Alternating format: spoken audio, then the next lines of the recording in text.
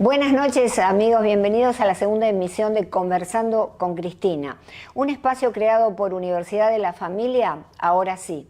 En el Mes Internacional de la Educación Financiera, hoy tengo el privilegio, estoy muy honrada de recibir a nuestra invitada que seguidamente les voy a anunciar quién es. Alguien que ustedes conocen, alguien que ha inspirado a muchas familias y ha ayudado a muchas familias con su educación financiera. Antes de ello, los invito a ver una cápsula acerca de el origen del ahorro, de la historia del ahorro. Son 10 minutitos, quizá menos, y luego regresamos con nuestra invitada. Un proverbio popular nos dice: quien quiere algo, algo le cuesta. Sin duda, en la fábula de la cigarra y la hormiga quería ahorrar alimentos trabajando en el verano para el invierno. La cigarra quería disfrutar del sol, quería cantar y tocar la guitarra. Es así que cuando llegó el invierno no tenía ningún alimento y le pidió a la hormiga un préstamo de alimentos. Y la hormiga, para darle una lección, se lo negó. Dado que en el mundo hay muchas cigarras, muchas amistades que conocemos, muchos de nosotros, nos gusta disfrutar el día, pero no nos gusta el ahorro. Cabe la pregunta: ¿el ahorro, la conducta de ahorrar, es natural o aprendida? ¿Nos viene con la leche materna, verdad? ¿O en realidad es un problema de genética, un problema antropológico, algo natural aprendido genéticamente por la humanidad? Antes de continuar y contestar esta pregunta, vamos a pasar a la sorprendente etimología de la palabra ahorro. El término ahorro deriva del árabe ur, que, fíjense qué impactante, significa libre. Esta palabra, ur, evolucionó al arabismo horro, que hacía referencia a alguien que, habiendo sido esclavo, alcanzaba la libertad. Con el tiempo, este término dio lugar al verbo ahorrar, que quería decir liberar a un esclavo. En la Edad Media significaba ahorrar, liberar a alguien de una carga, por ejemplo, una deuda. Finalmente, en el siglo XVIII, el término se adaptó al concepto actual de economizar. Y ahora sí, esto es algo sorprendente también. El ahorro es patrimonio de la naturaleza. Los animales tienen previsión. No conocen, por supuesto, el ahorro en los términos que lo usamos nosotros, los seres humanos, pero sí, en el reino animal, la previsión es instintiva e innata. Por ejemplo, vemos allí que el perezoso ahorra energía, la hormiga ahorra alimentos, la abeja ahorra miel, el oso para hibernar, grasa corporal, y la rana, ustedes saben que vive 5 años sin tomar agua porque ahorra en su cuerpo agua. En el ser humano la previsión también es innata, es instintiva. Recordemos que pertenecemos al reino animal. En el periodo neolítico, por ejemplo, donde ocurrió la primera revolución importante de la historia, que fue la revolución de la agricultura, la revolución agrícola. Comenzaron a sembrar la tierra, se domestica animales, esto es muy importante, se descubre la cerámica y se hacen construcciones megalíticas como Stonehenge, que es este monumento ritual prehistórico ubicado al noreste de Inglaterra. En esa época se hacían subterráneos, se cavaba subterráneamente para guardar las semillas, para guardar todas aquellas cosas que nos iban a servir en el futuro, en los periodos de escasez. En esa época se conocía ya el intercambio de productos, el trueque, y la gestión del excedente. Lo que sobraba, bueno, se determinaba cómo se usaba, ¿verdad? Nosotros, los seres humanos en Egipto, por ejemplo, los faraones almacenaban granos en graneros y otros recursos en tiempos de abundancia para garantizar el sustento en épocas de escasez. Por ejemplo, existía la alcancía, ustedes saben, se llamaba hucha y era un envase, una vasija, mejor dicho, de cerámica grande que contenía una hendidura a través de la cual pasaban monedas y objetos de valor que se quería ahorrar de alguna manera. En Grecia y en Roma se guardaban semillas para la próxima cosecha y se utilizaban nombres de negocios que increíblemente se llamaban bancos, estos hombres, para guardar y prestar dinero y monedas de oro y plata que se usaban en el comercio y la inversión. En la Edad Media, los monasterios y los castillos eran realmente lugares muy seguros, muy custodiados. No había obviamente bancos. Entonces, fíjese lo que pasaba. En los monasterios se guardaba los ahorros de los ciudadanos. Se les daba también préstamo con interés para las clases altas y los comerciantes. Y eran considerados, como les decía, lugares seguros para guardar bienes. Los castillos servían como un lugar para guardar dinero y riquezas. Los reyes y nobles utilizaban los castillos como para guardar los tesoros nacionales. Fíjense dónde se guardaban, almacenando oro, plata y otros objetos valiosos. Sobre el siglo XV, en la Edad Media, aparecen los Montes de Piedad. Son instituciones de crédito y beneficencia que surgieron como respuesta a la usura. Había una usura, los usureros prestaban dinero hasta con el 200% que tenían que pagarle por ese préstamo. Y surgieron como respuesta a la usura y las necesidades de los más necesitados. Los grupos mendicantes auspiciaron estas instituciones, los Montes de Piedad, que hoy en día existen. Hay un Monte de Piedad en España, hay en México. En la actualidad, el ahorro se fue transformando en toda clase de previsiones, de inversiones para nuestro futuro. Y también la educación financiera, que se habla de ella en los últimos tiempos. No hay alguien que haya acuñado este término, pero sencillamente empezó a rodar. ¿Cuál es la diferencia entre ahorro y educación financiera? El ahorro es guardar parte de los ingresos para un uso futuro, pero también saber gastar el excedente, ¿no? Lo que hemos ahorrado.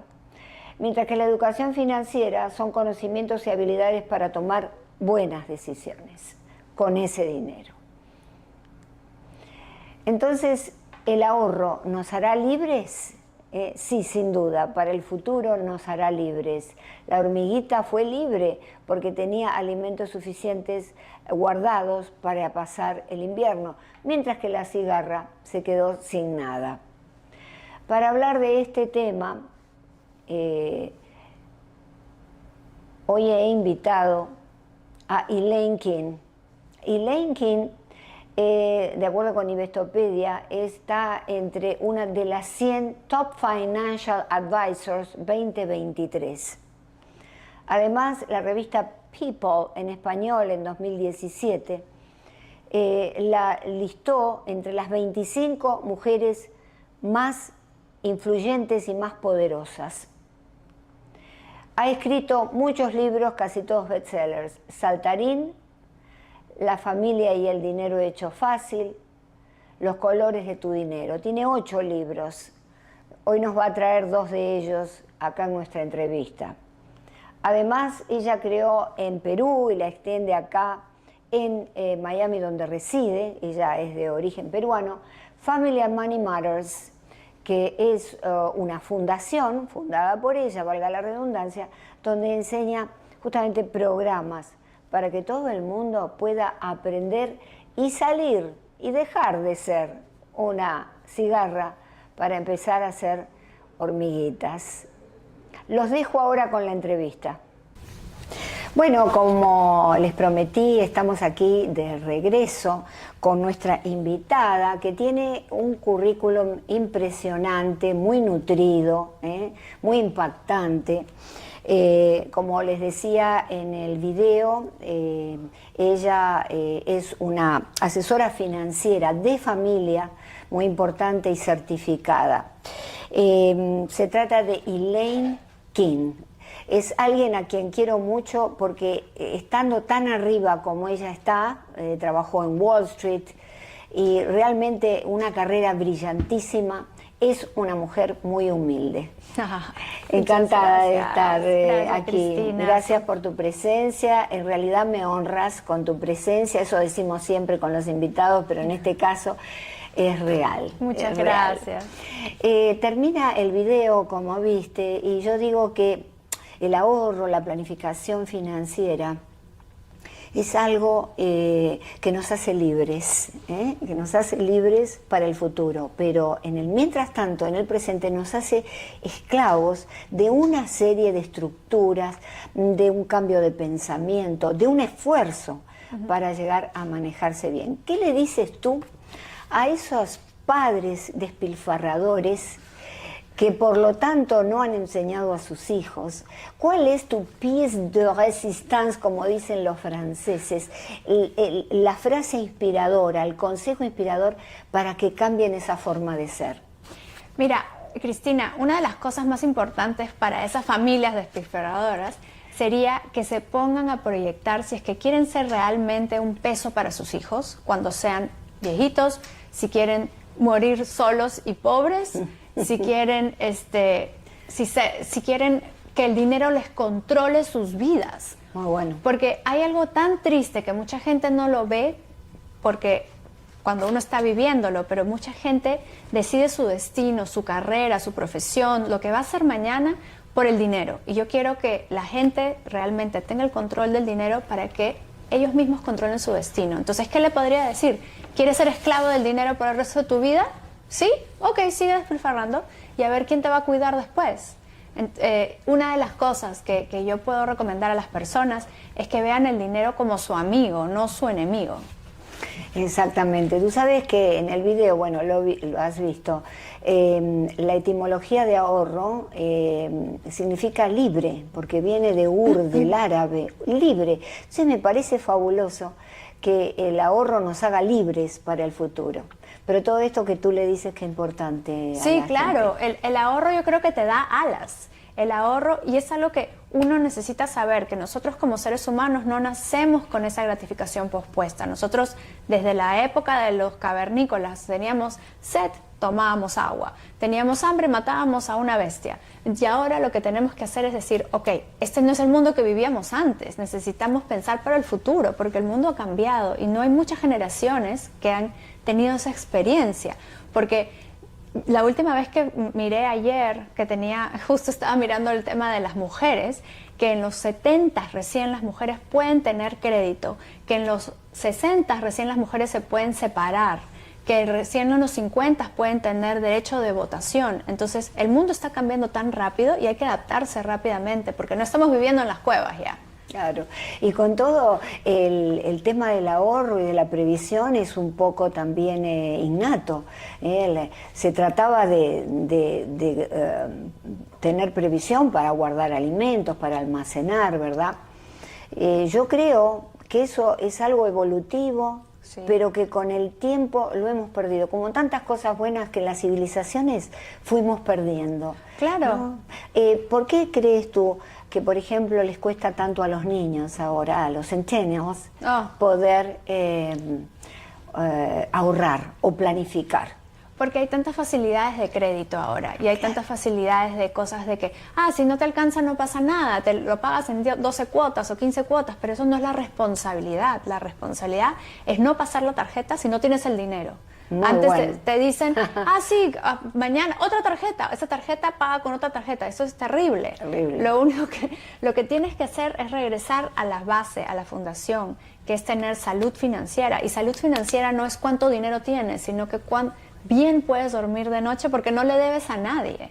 Entonces yo que nací en Lima y crecí en inflación, sé más o menos, tuve la suerte de aprender con mis padres, que el ahorro no es un lujo y no es una opción, el ahorro es una necesidad.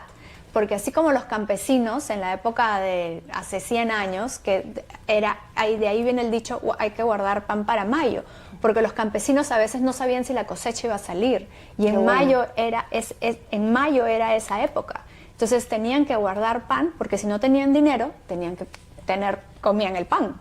Entonces por eso es importantísimo, para tener salud financiera, el ahorro, verlo no como una cantidad, sino como un hábito, es una acción. Si yo gano 1,000, puedo ahorrar 1 centavo. Eso es igual a ahorro. No recomiendo que hagas 1 centavo, es generalmente 10%. Pero el ahorro es antes de gastar. Y el ahorro es una acción y no una cantidad. Todos podemos ahorrar. Me encanta algo que tú dices y es cómo partir en un cuarto es $1 o en 4 partes. Coméntame, para enseñarle a los niños. Claro, los niños y los niños chiquitos y los niños grandes también. Los niños de todas las edades. Entonces, imagínate $4. $1 es para usar, para gastar, $1 es para ahorrar, $1 es para crecer y $1 es para compartir. Atención, esto hay que grabarlo. Para todos ustedes. ¿Y por qué? Porque no podemos ahorrar todo el dinero, porque entonces los niños crecen con culpa de gastar. No podemos crecer todo el dinero porque igual tenemos que compartirlo, también tenemos que comer y usarlo, también tenemos que ahorrarlo. Entonces, esa es la clave de la planificación financiera. 4 partes. Y uno debería tener esas 4 partes en diferentes proporciones. Otra cosa que me impresionó, que estuve escuchando algunas de tus declaraciones y tus conferencias, es la infidelidad financiera en la pareja. Coméntame esto, que es sumamente útil saber lo que tú piensas y cuál es la manera de superarlo. Sí, claro. A veces la gente dice infidelidad financiera es una causa o cómo funciona. Sí. Entonces la infidelidad financiera nace, yo pienso, es que todos tenemos diferentes personalidades frente al dinero. Algunos somos gastadores, algunos ahorradores, algunos inversores, algunos nos encanta dar. Y tenemos que entender ese concepto. Entonces, si tenemos una pareja, porque las parejas se atraen opuestas a esas personalidades. Entonces, por ejemplo, si yo soy ahorradora, yo en realidad no es que si yo soy ahorradora y yo me casé con un gastador. Entonces, así es como yo empiezo esa teoría, porque digo, ¿qué es esto? Entonces, él gasta, pero él demuestra su cariño gastando y yo demuestro mi cariño ahorrando. Entonces, para Valentine's, el 14 de febrero, yo le regalo una cuenta de ahorros grandota para los dos, para cuando estemos viejitos. ¡Ay, qué bueno! Y el Valentine's me regala, no sé, algo de la casa que no está en el presupuesto, pero digo, no importa, me está demostrando su cariño con un mueble nuevo, por ejemplo, ¿no? Y yo con esto. Entonces, hay que entender eso, pero la gente que no entiende eso tiene que engañarse. O sea, al no comprender, dices, mi esposo está gastando, entonces yo voy a empezar a esconder cosas en mi closet y voy a decirle que esto no costó 100, que costó 10. O le voy a empezar a engañar y le voy a decir que me invitaron a unas vacaciones y no las tuve que pagar, porque entonces yo sí estoy gastando, yo sí tengo más dinero, pero no se lo quiero enseñar. O si mi esposo está muy gastador, entonces yo le puedo decir cosas que pueden crear una infidelidad financiera, porque dices, si tú no confías en mí, yo no confío en ti, el día de mañana es como sacarle la vuelta a una persona, en lugar de físico es financieramente. Entonces yo lo que recomiendo para evitar esa infidelidad financiera es hacer un plan juntos. Eso no quiere decir juntar el dinero de él y el dinero mío, no. Eso quiere decir juntar todo lo que tiene que ver con el techo y la economía de la familia, pero del día al día. Por ejemplo, yo tengo mis ahorros, él tiene sus ahorros. Claro. Entonces, si él quiere gastárselo en una moto, bienvenido. Claro. Y si yo me lo quiero gastar en un viaje a Bora Bora, ok. Estoy exagerando, por si acaso. No, ninguna de las dos cosas. Pero es lindo ir a Bora Bora. En un helicóptero, ese tipo de cosas. Pero siempre primero es la economía del hogar. Y decir, a ver, cariño, ¿cuál es tu meta? ¿Qué es lo que tú quisieras hacer? Yo me quiero hacer, y yo también. Ok, entonces pongámosle numeritos. Y cuando le ponemos numeritos es cuando hay más armonía en la pareja. Entonces la infidelidad financiera surge de la poca comunicación que a veces las parejas tienen en el dinero. Es decir, que aquellas integrantes de la pareja, generalmente somos más las mujeres, que ocultan las cosas en el closet. El consejo es salir del closet y hablar con la pareja para llegar a un acuerdo, ¿verdad? Exacto. Cuéntame un poquitito acerca de tus libros, que yo veo que están allí. Bueno, casi todos los libros, como les decía en la presentación de Ilén, han sido bestsellers. Es decir, que estamos hablando de alguien de una talla literaria muy elevada, ¿verdad? Muchas Entonces, muéstrame esos dos libros. Veo que uno es el primero que salió, Saltarín. que Saltarín era chiquito, Sí, ¿no? sí. ¿Y el otro? El otro es Saltarín cuando ya está más adolescente o está ya más grande. Entonces, en realidad he escrito 8 libros Sí. y he escrito libros para todas las edades, pero estos 2 libros los quise traer ahora para enseñarles a todos ustedes lo importante que es la educación financiera, y a veces los padres me dicen, Perilén, ¿cómo empiezo a hablar con un niñito de 5 años? ¿O cómo le hablo a un niño de 8 años?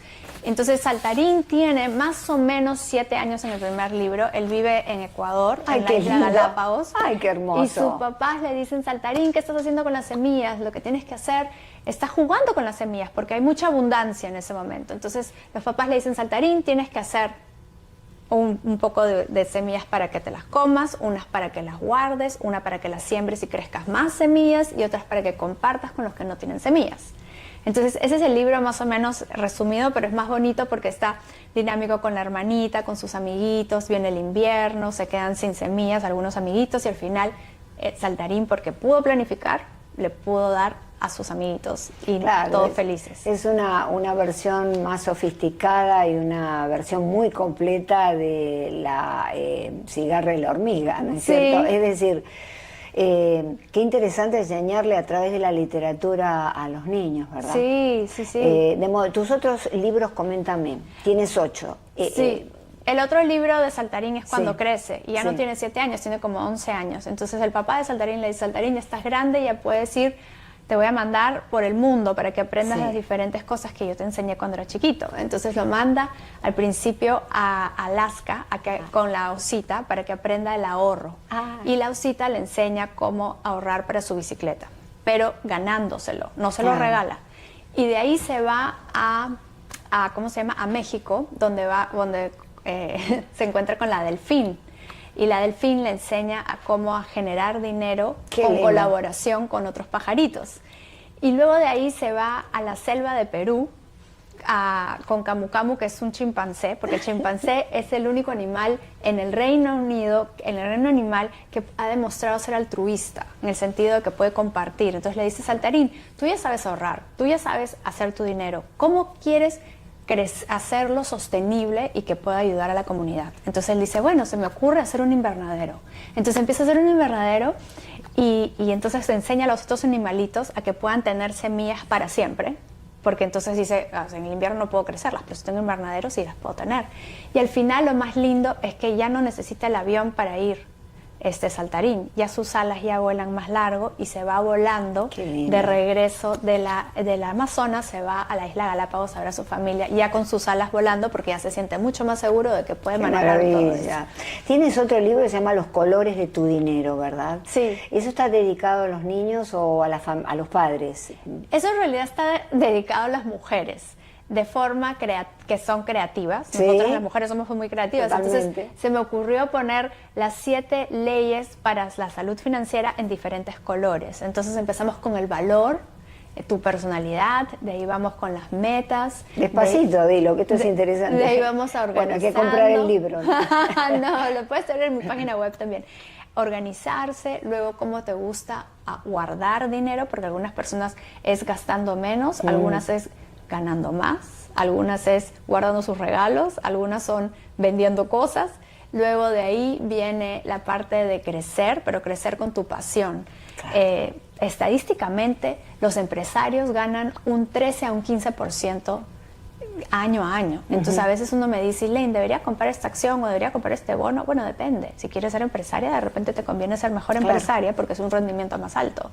Igual al final es diversificar, ¿no? Y finalmente, el último color es amarillo, que es el compartir y proteger. que yo creo, y le pongo ese ingrediente, es como mi receta financiera. Todas mis recetas financieras tienen la parte de impacto social, porque yo creo que aquí venimos sin nada y nos vamos sin nada y necesitamos, aunque sea dar. Si no es cantidad, es calidad y conocimiento. Exacto. ¿Por qué crees tú que la generación de los millennials están tan desilusionados del ahorro, desilusionados del trabajo fuerte y quieren armonizar un poco más entre el trabajo y el placer? Es decir, ya no están desesperados como nuestra generación, ¿verdad? La mía en particular, la tuya es otra, en donde la cultura del trabajo era lo más importante, había que trabajar, había que ahorrar, y ahora ellos están priorizando un poquito más el bienestar, el placer. Sí, yo creo que ese es el resultado de sus padres. Claro. Yo soy la generación Muy más... bueno. Sí, yo soy la generación más joven, digamos, porque mi mamá tenía 18 años o 17 cuando yo nací. Entonces mi mamá es una boomer que no estuvo en el concierto de Woodstock, pero básicamente sí, lo entiendo. es esa época. Entonces, a mí me crió cuando yo era joven, entonces a mí me crió con la enseñanza, la estructura, la disciplina. Sin embargo, sus amigas esperaron un poco más de años de tener a sus hijos, que esos son los millennials, Sí. y entonces ellas ya tenían más auge, digamos, más abundancia, y los criaron no diciendo esto va a costar, el dinero es difícil de hacer, sino no te preocupes, ¿no quieres comer? Ay, no te preocupes, yo te voy a hacer otra cosa. Sí, Entonces, bueno. más acomodados, digamos. Entonces, muchas de mi generación, de personas de mi edad o hijos de mi mamá, de amigas de mi mamá del colegio, han crecido más ahogados, ¿cómo se dice? Sí, más holgados. cómodos. Más holgados, más cómodos. Más cómodos por el tema en el ambiente que crecieron, porque ellos, las mamás, no querían que sus hijos sufrieran tanto como sufrieron sus padres en esa época cuando venían los hijos de la guerra, los hijos de la depresión, Claro. todo eso. Entonces, mi hijo no va a tener que trabajar, mi hijo no va a tener que salirse de la casa, mi hijo yo le voy a seguir lavando su ropa. Es que ese es un daño, en realidad. Esa es otra conversación. Sí, pero ese es un daño. pero tengo justamente una pregunta en relación con esto, porque te escuché decir que los padres, el rol de los padres no es hacer felices a los hijos. A ver, explícame, está interesante. El rol de los padres es darle las herramientas para que sus hijos puedan ser felices por ellos mismos, porque nosotros no somos inmortales y nosotros no vamos a estar aquí toda la vida. Exacto. Y tampoco vamos a tener la fuerza que tenemos ahora. Entonces tenemos que darle esas herramientas, y una de esas herramientas se llama educación financiera.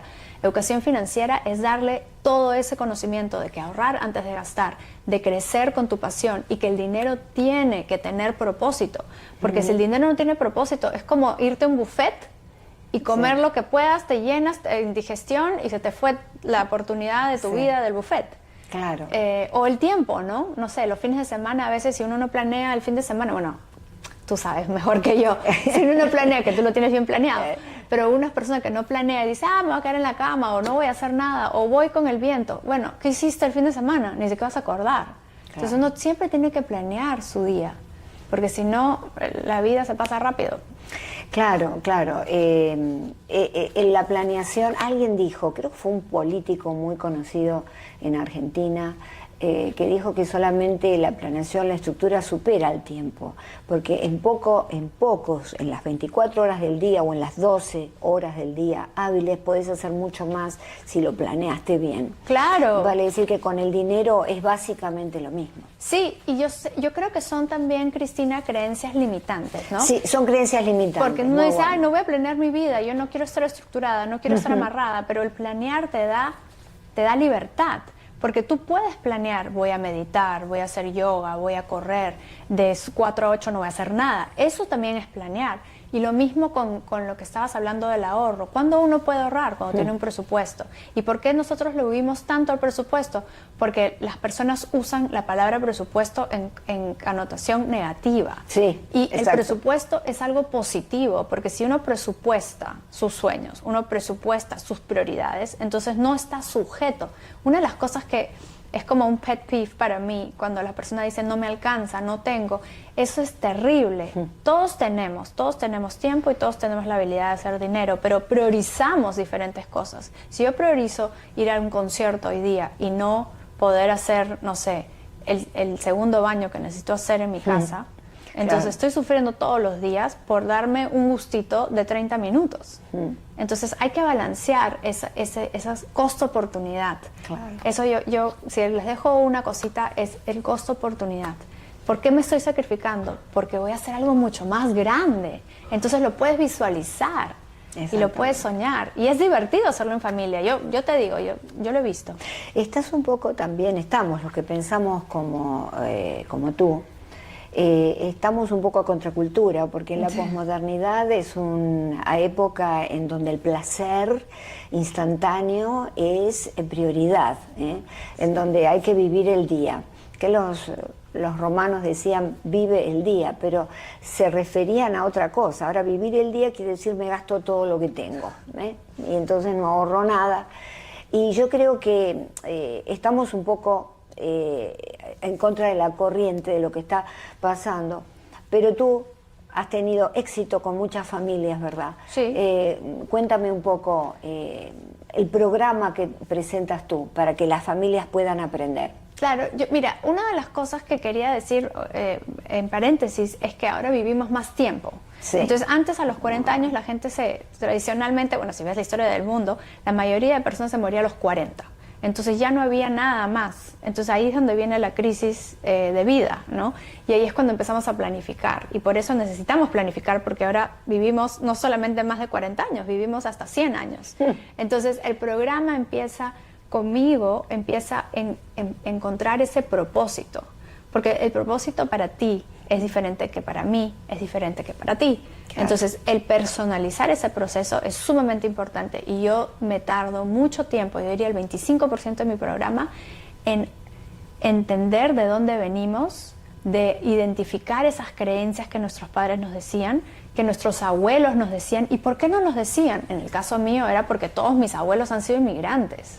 Claro. Y todos las han sufrido. Claro. Y todos las han perdido y todos los han ganado y perdido y ganado y perdido de diferentes momentos. Entonces claro, hay que profundizar eso y entender qué patrones vamos a romper. Y una vez que haces eso, ya te puedo hablar del presupuesto, te puedo hablar de las inversiones, te puedo hablar del beta, del alfa, de cómo estructurar tu portafolio, de cosas más financieras. Pero hasta claro, que nosotros no entendemos esa personalización, cómo eres único y tu propósito, claro, hasta ahí no podemos, o sea, yo no puedo pasar esa barrera para poder hacer un buen plan y tener salud financiera. Tú eres fundadora de Family Money Matters, ¿verdad? Es una fundación. ¿Cuáles son las actividades? ¿La tienes en Perú o aquí? Porque tú estás residiendo aquí en Miami. Sí, la empecé en Lima porque encontré que había más necesidad y empezamos haciéndolo con muchas empresas. Una de ellas, bueno, la Embajada de Estados Unidos fue uno de mis primeros clientes. Hicimos un programa para 600 empleados. Porque bueno, en ese caso, en ese momento el embajador me dice, Elaine, vamos a tener que bajar el presupuesto. Y entonces necesito que mi gente aprenda a ahorrar. Necesito que mi gente tenga su fondo de pensión porque vamos a empezar a recortar. Qué bueno. Entonces él estaba muy preocupado por eso. Y luego el segundo que me acuerdo mucho se llama TASA, que es una empresa de pescadores que tenían 5,000 pescadores y el presidente me decía, Elaine, estoy sumamente preocupado porque estos pescadores ganan a veces y no ganan a veces, paran en diferentes sitios y su local, su casa no es la misma. Entonces sus esposas son las que sufren a veces porque tienen y no tienen. Entonces lo que hice fue entrenar a los supervisores para que los supervisores entrenen a los pescadores, porque yo no tenía ese lenguaje o no tenía ese acercamiento. Entonces le di todas las herramientas, así como un padre, ¿no? Claro. Le das las herramientas a los padres para que se las den a sus hijos. Entonces, es el mismo sistema, tú entiendes el tema de psicología muy bien, sí, el sistema familiar. Sí. El sistema familiar se replica en la casa, en el trabajo, sí, ¿no? Y con tus amigos. Entonces, esa es la forma de hacerlo, es fortalecer ese grupo de soporte que tienes, de amigos, de trabajo. De pertenencia, claro. Y que sea de salud financiera. Claro. Porque yo creo que la salud financiera se contagia. Sí. Esa es mi forma. Bueno, esa es la gran esperanza, que así sea, pero yo creo que tú eres un ejemplo de que se puede hacer. Sí, ¿Por sí. qué? Porque lo has hecho ya con empresas importantes. Aquella persona que quiera conectar contigo, empresas particularmente, o familias, ¿dónde te puede encontrar? En la página web, Elaine King, que se escribe Elaine King, K-I-N-G, o en LinkedIn, que en LinkedIn también puede ser, empresas, personas. A mí me encanta poder ayudar a las familias a hacer del dinero una fuerza positiva en su vida, que esa es mi misión de vida. Claro. ¿Cómo te surgió la vocación en tu infancia, en tu adolescencia, por el ahorro y por todo este tema de la educación financiera? Yo creo que somos el resultado de nuestras experiencias. Y en mi caso hubieron varias cosas, te las voy a resumir en 3 quizás. Una de ellas es que mis padres eran jóvenes, entonces aprendimos juntos. Qué ¿no? bueno. Lo segundo fue que mi papá trabajaba en una empresa multinacional y cada 2 años teníamos que cambiar de país y de cultura y de idioma.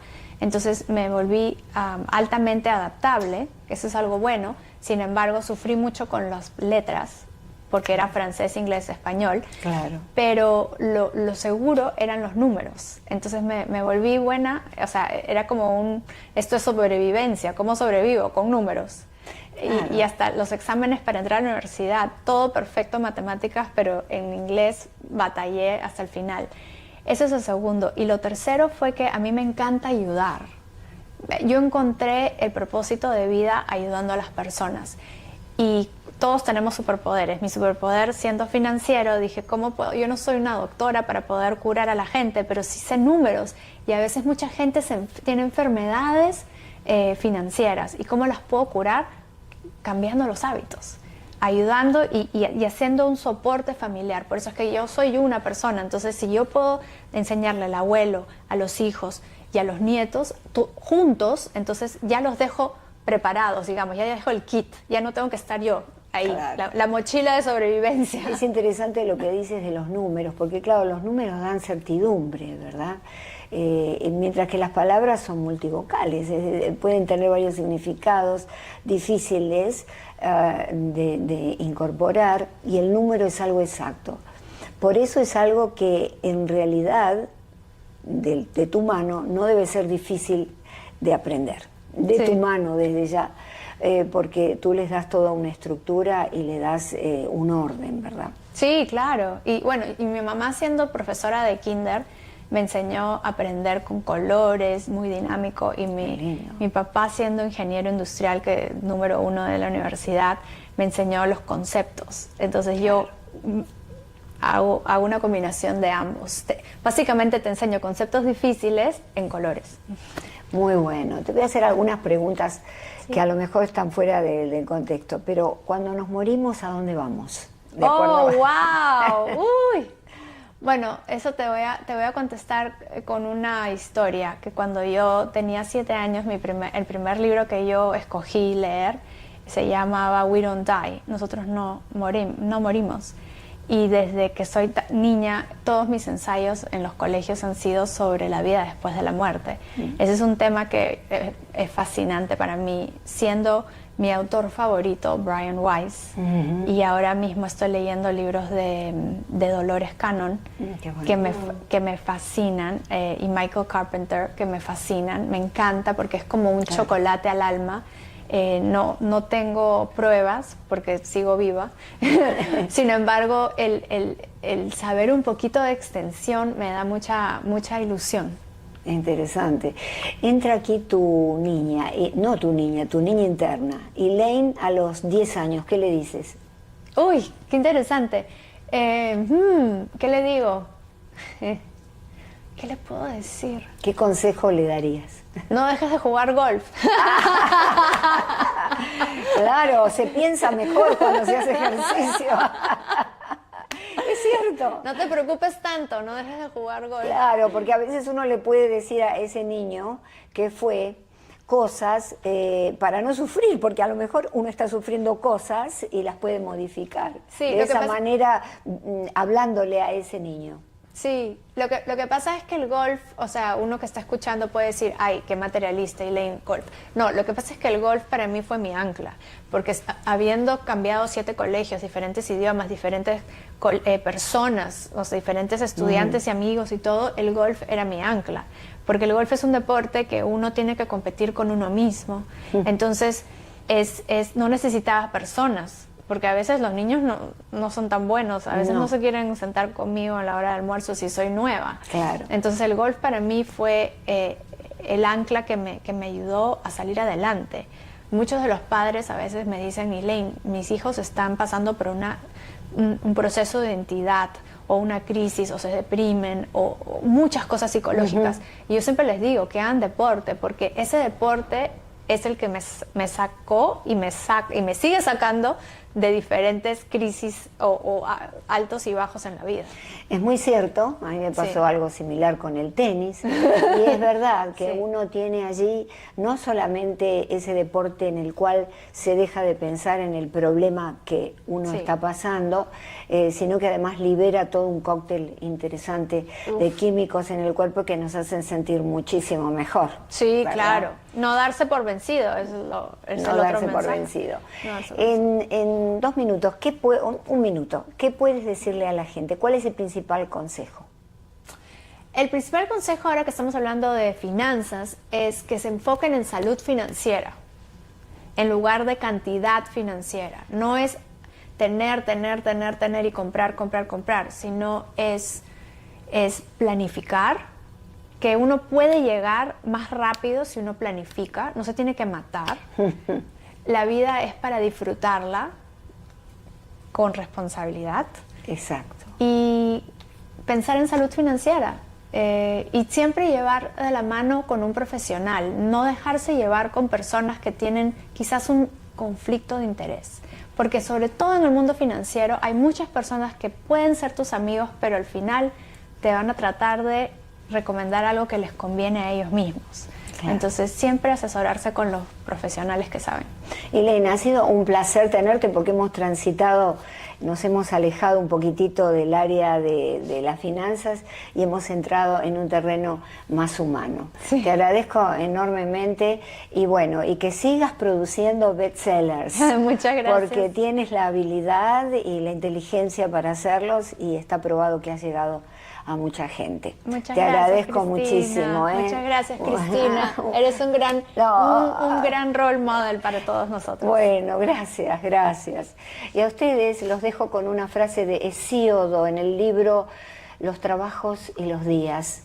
Hesíodo nos decía, si le sumas poco a otro poco, pronto tendrás mucho. Hasta la próxima.